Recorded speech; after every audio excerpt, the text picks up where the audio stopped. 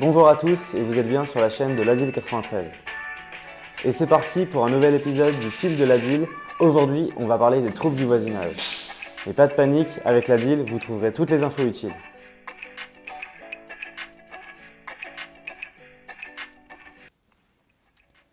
Mon voisin met souvent la musique trop fort. Je suis dérangée dans mon quotidien. Que puis-je faire? Alors, première chose, le fait que votre voisin écoute de la musique trop fort, on peut appeler ça une nuisance sonore. Cependant, on va parler de troubles anormaux du voisinage lorsque ces nuisances sont répétées. Le jour, on appelle ça du tapage diurne. La nuit, on va appeler ça du tapage nocturne, bien plus connu du grand public. Dans un premier temps, il s'agirait d'informer votre voisin de la gêne qu'il occasionne. Sans réaction de sa part, il est possible pour vous de contacter le syndic de copropriété si vous êtes dans une copropriété.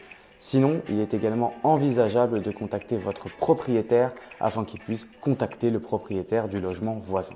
Et si ces démarches ne suffisent pas, dans ce cas, il est possible de contacter un conciliateur de justice ou bien encore un médiateur.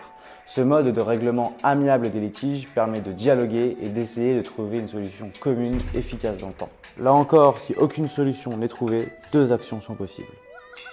Une plainte peut être déposée pour faire constater le tapage directement par les forces de l'ordre, qu'il soit diurne ou nocturne, qu'il soit accompagné de propos injurieux ou non. Le tribunal peut également être saisi afin de solliciter la réparation de votre préjudice.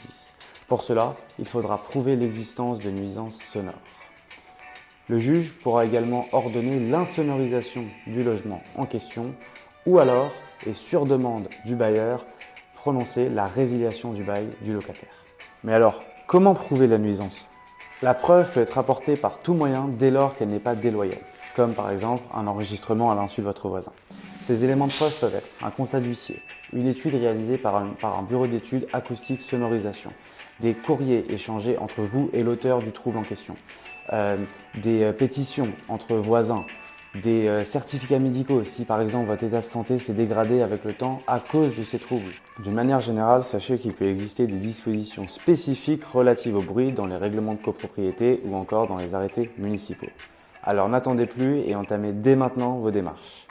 Car maintenant, vous savez tout, ou presque, car il y a toujours des exceptions malheureusement.